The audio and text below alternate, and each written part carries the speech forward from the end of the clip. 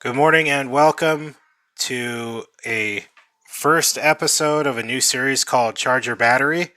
This is going to be a new series in which I do pitching analysis and breakdown and provide the users who submit their videos to me with some strategy on to help improve their pitching, or I just tell them keep doing what they're doing. So today's video is going to feature Marco with Seidu, and we're going to jump right into it. The first video will typically be me just watching the video, and after that, depending on how many videos we get, typically the second video I'll start providing my insight and thoughts on how he can improve, what areas he can adjust in to help improve his gameplay. So here we are. I do have the in-game volume uh, lowered. That's not my screen. This is actually a copy of Marco's gameplay, but the volume in game is out because I just want to be able to focus on his actual pitching here. So high in the zone for a strike, low and in. King hits a soft pop up to third for the first out. Splitter, another quick swing there.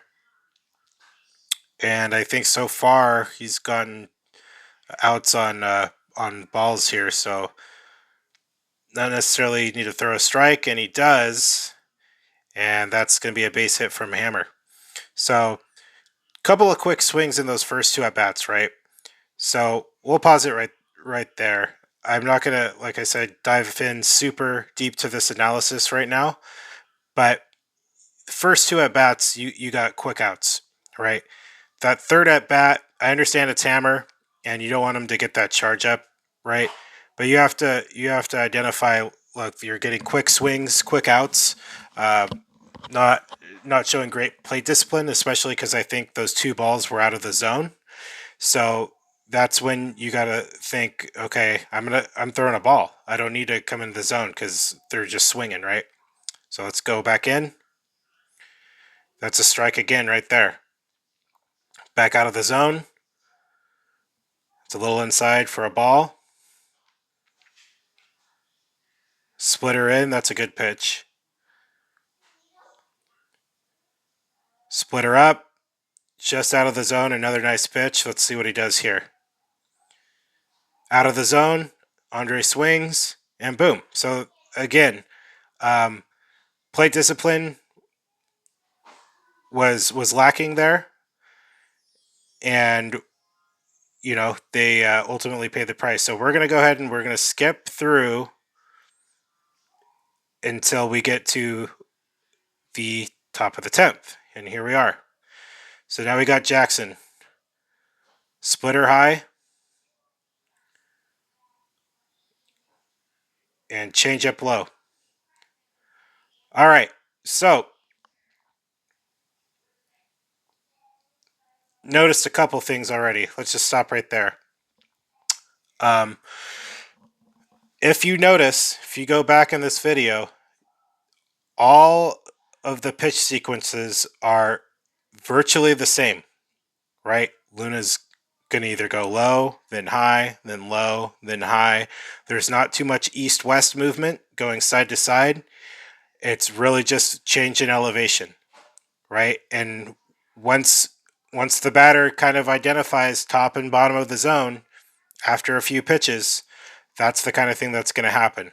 Um, Even if you just got to mix it up a little bit better. You you batters with poor plate discipline, I've noted in other videos, right, that they're guessing and they're recognizing patterns, right? So again, we go low, high, and now we're going back low again. That's out of the zone. Okay, so now we're going low. See, this should be, there you go. So good pitch there, breaking that trend of going high low, high low, high low, to fool him there. And I mean, it's okay to do that in an at bat or two, but you're facing somebody and you're consistently doing the same thing, then you're gonna end up paying the price sometimes. And that's a ground out for the second out of the inning, well, third out of the inning, excuse me. So this game ends up ending and gets the loss here on this one. So lose this one 3-0. Right. My thoughts on this one, you you got to fix the couple things we mentioned, right? You're facing somebody that has poor plate discipline, and you got to be able to identify that, right? Make them chase outside the zone, make them hit your pitch.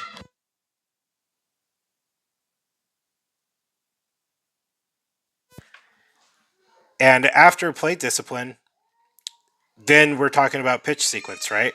So high, low, high, low, high, low. You got to break the pattern. That's ultimately what cost him the game. So we'll see in this game how he fares. And this is another ranked player. And we're going to go ahead and skip through this portion.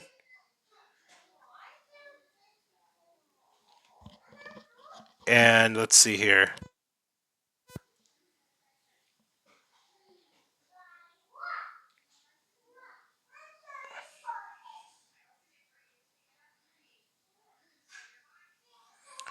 All right, so we got Hammer coming up. And let's see how Marco fares in this one right here. So high pitch that should drop in for a hit. May have caught a little too much of the plate there. And even though different batter, going low, going high again, that's a strike. Letting some strikes go by here. Cutter in the zone. Got a little greedy there. Thinking that they could leave one in the zone there. So, and that's a ground out for the first out of the inning. We'll see how this plays out. Again, the high low. That's a good pitch on the very corner there. Good 50-50 pitch going up, and maybe expect this next one to be low. And there it is. See, if I'm the hitter right now, I'm already onto this strategy, right? So I know the ball is going down.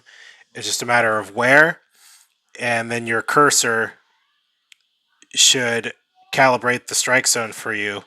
In other words, you should be taking that cursor down, on the top half side to side, and then on the bottom half side to side. Um, when you run into these types of pitchers, right, that you can easily identify patterns. Obviously, the more experienced batters are going to be actually tracking the ball, but you also have to be on the lookout for pitchers who pitch in patterns like this. He makes it work this game and gets the job done. So good win here for Marco, and ultimately, I think that that's really just it right there. We do have one more game um, that we can open up here. This is the BCL matchup between myself and Marco, and we'll go ahead and fast forward just to his pitching here. Go back a little bit. Where are we at? Okay, so we've got Jay on the mound. Let's see if he does the same thing. So he goes high and in, swinging at a bad pitch there, right? So immediately I'm going to throw a ball on this next pitch. And he does. So it goes high and in. off the plate. It's a good pitch right there. Now goes low with the strike. Right. And this, because it's the BCL, this might be slightly different strategy, right? And I say that everybody's being a lot more careful in the tournament, right? Not throwing as many strikes. You could see in those last 2 games, Marco has thrown quite a bit of strikes. Now he's got a 3-1 count, and I help him out there, swinging at a pitch outside the zone. And in game, it is when you're caught up and everything. It is hard uh, to sometimes identify these patterns. Sometimes you're getting over anxious up at the plate, um, and and reacting rather than kind of taking a deep breath and thinking about the next pitch.